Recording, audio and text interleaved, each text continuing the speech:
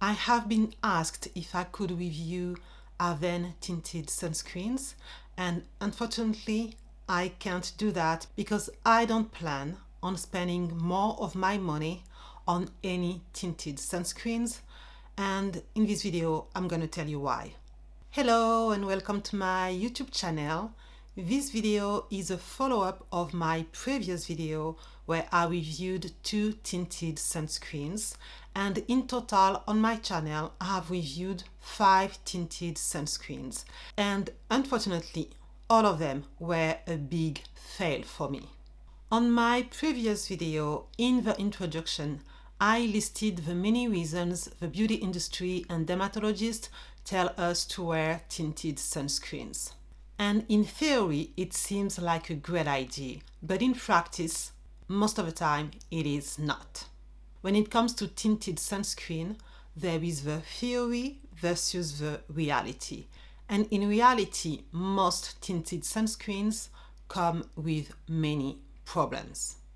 The reason number one, we are told that using a tinted sunscreen can be a good thing, is because they are a 2-in-1. So with one product, you can do 2 things. You can protect your skin from the sun, and you can also even out your skin tone, which makes you also save time. That is the theory.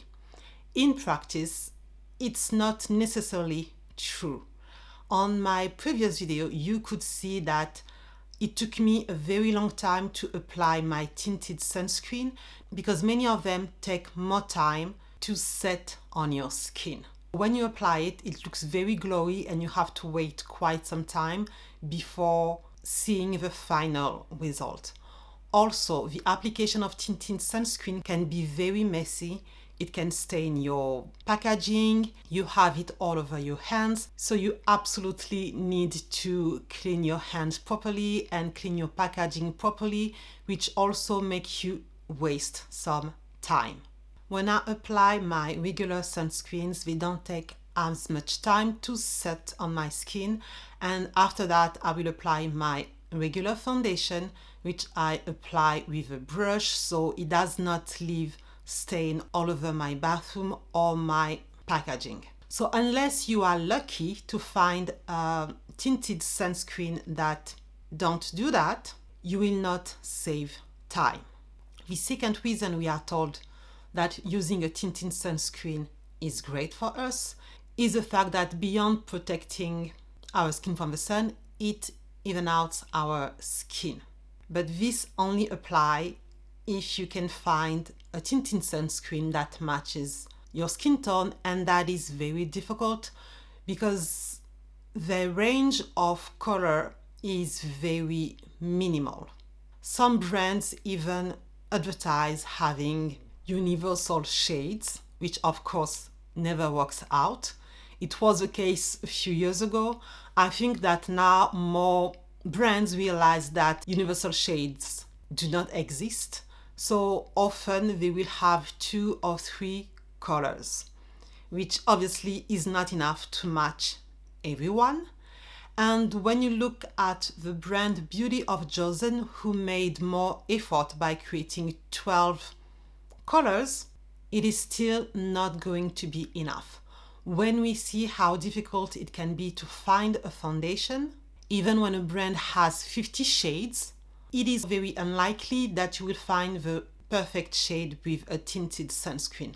So unless you are, once again, very lucky to find the perfect match with a tinted sunscreen, I don't see the point.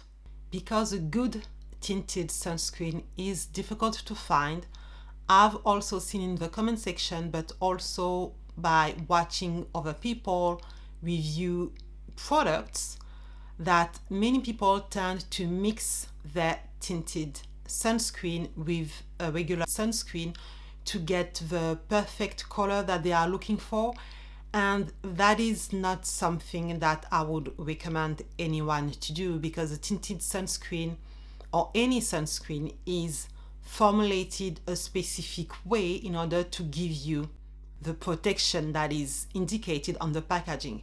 And if you start mixing this product with something else, you will mess up with the original formula. and you don't know what are the consequences of this mixing. And the same goes with people who apply a layer of sunscreen and then they apply on top a layer of a tinted sunscreen. Those ingredients, although you apply in layers, are going to mix. And here you're not just mixing two cosmetic products, you are mixing two sunscreens. It's like mixing medication. We all know we should not mix medication unless your doctor has told you that you could do that. So unless the brand is telling you that from their own brand you can mix this sunscreen with this tinted sunscreen, I don't recommend you to do that. And if you do that with one brand, please just send them a message and ask them if it is something that they advise. The third reason we are told that it is a great idea to use tinted sunscreens is for people who prefer to wear mineral sunscreens versus chemical sunscreens. People have their personal reasons to prefer to use mineral sunscreens, which only uses two types of ingredients, which are zinc oxide and titanium dioxide. Sometimes it is because they are allergic to chemical sunscreen filters.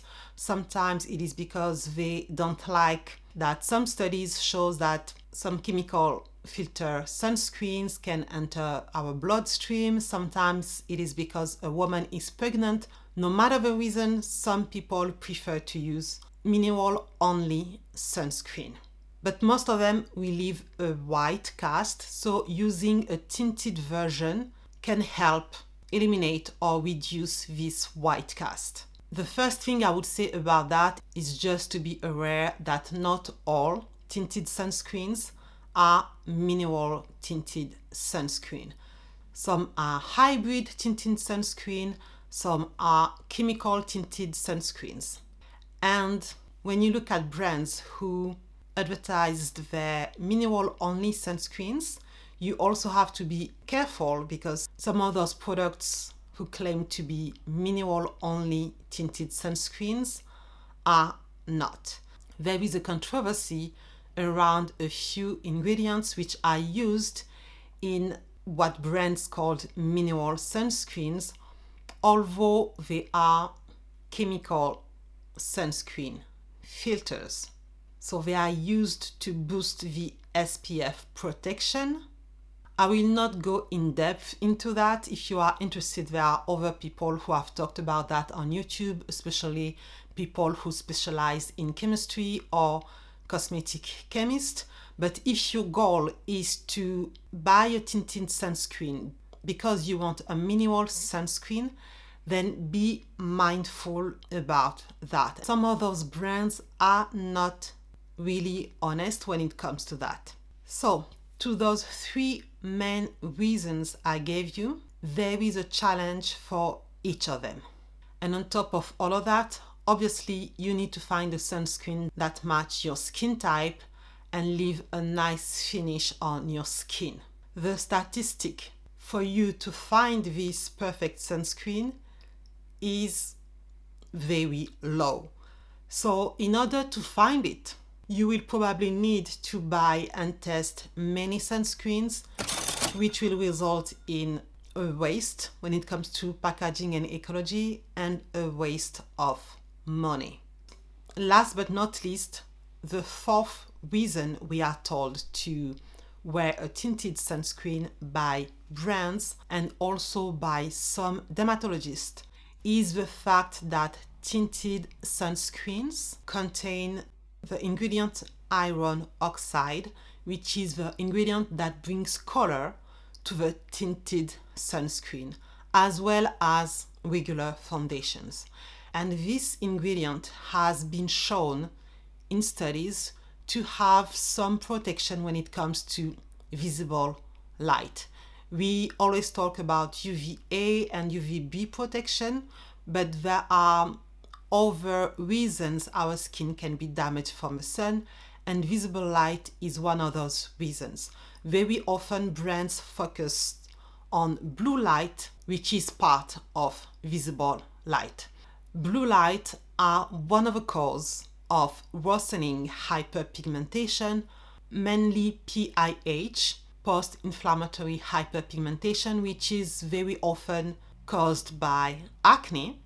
And the other type of hyperpigmentation, which iron oxide is supposed to help fighting, is melasma. First, I must say that I am very often annoyed when I see some dermatologists saying that people with darker skin should use tinted sunscreen because we most often suffer from PIH and melasma. That part is true, but at the same time, most of the time, those tinted sunscreen are not made for darker skin. As I said, it's only very recent that some brands have started to make tinted sunscreen with darker tint, and very often the tint is very off. Like they don't know what they're doing. So that is one thing to give advice, but when this advice can't be followed 98% of the time, that is not good advice in my opinion. Anyway, there are other issues when it comes to the blue light protection that is sold to us. And it is a fact that although some studies show that iron oxide can bring this extra protection, those studies don't say that having iron oxide is enough. There are several criteria that must be met in order to get this protection. Unfortunately, the devil is in the details when it comes to the sunscreen. The protection doesn't simply come from adding iron oxides. It has to do with the concentration of iron oxides as well as the different types. There's red, yellow, and black iron oxides. Having all three in there is really what helps get you to that visible light protection and the formulation overall. So what I'm getting at is that a sunscreen can have iron oxides in it, but it may not necessarily offer the best protection against those pro-pigmenting wavelengths of visible light. Because manufacturers don't have to test for that, it's really hard to just look at a product and know for sure. So there are many criteria that needs to be matched in order to get this protection. And when you buy a tinted product, you don't know if those brands meet those criteria. So bluntly saying that a tinted sunscreen will bring blue light protection is not correct. And actually, when you look at brands who make tinted sunscreens, not all of them will have those claims when they talk about their products. Some in their marketing will talk about the blue light protection, some will not. And a perfect example for that are tinted sunscreens from the brand Bioderma, because I looked into those and they have one product where they have this claim against visible light and the other does not give those claims, and they are made from the same brand. Although both products contain iron oxide in their ingredient list, so having iron oxide is not enough. If that's what you're looking for, a blue light and invisible light protection, at least try to buy those products among brands who have those claims. Because hopefully, if they have those claims, that means that they pay attention to what the studies say and they tried to match the criteria given by those studies in their own products. Now, even if the brands did their job and tried to match the criteria given in the studies, there is still another issue. And it is the fact that there is no regulation, there is no standard when it comes to visible light or blue light. So let's say the brand tried their best, you still don't know what type of protection you'll get when you buy the product. At this moment in time, there is no universal or even global way of describing how much HEV or how much visible light attenuation we get from the sunscreens. You don't know if the protection is high or if the protection is low, because there is no rule, no regulation, nothing. Unlike when you buy a sunscreen, when you see the SPF level, that is something that is a standard everywhere worldwide. You know if you have a low or high protection. With UVA protection, it's a little bit more complicated, but there is still a standard where you can compare sunscreens and know if one has more protection than the other. But with UV light, because there is no measurement, you don't know the level of protection. If you see two sunscreens who claim to have blue light protection, you can't tell if they have the same level of protection or if one has a higher protection than the other. So regardless, we are as final consumers very limited when it comes to what we buy regarding blue light protection, because we don't really know what we buy and nobody can be sure about that. So when you buy a tinted sunscreen, there are many challenges. Personally, I do suffer from PIH because I have acne prone skin, and although my acne is under control, I still break out here and there. And if I break out, I will for sure have a dark mark left. And obviously, I have a skincare routine to get rid of those dark marks as quickly as possible. But while doing that, using a sunscreen can also help. I have been using a sunscreen because of that for many years. And in my personal case, I feel that it is enough with my everyday skincare routine to get rid of my post-inflammatory hyperpigmentation fast enough. So I feel satisfied enough with my routine of using a regular sunscreen. Now, I don't suffer from melasma, and I know that melasma is a much more stubborn type of hyperpigmentation, and it can really bother some people. So I just want to remind people who may suffer from melasma, or maybe you know someone who suffers from melasma, that sunscreen is not the only way to protect our skin from UV rays. Using large glasses that can protect the area where many people who suffer from melasma tends to have hyperpigmentation will also protect your skin from UVB, UVA, but also visible light, including blue light. Same thing with wearing a hat with large rim. Obviously, it's more suitable for summertime, but summertime is also the time where UVA and UVB are the strongest. So wearing a hat and sunglasses is another way to protect your skin from visible light, and it's probably a most effective way since, as I told you earlier, we don't know much about the strength when it comes to the protection coming from tinted sunscreen. And in my opinion, there is no point for me to wear a tinted sunscreen that does not match my skin, because I can always use a sunscreen and use my foundation on top to get the perfect match. And some may argue that by doing so, you won't be able to reapply your sunscreen on top of your foundation. And I would argue that with tinted sunscreen, it is already difficult to apply the right amount the first time you apply it on your skin, because applying a tinted sunscreen is not the same as applying a regular sunscreen.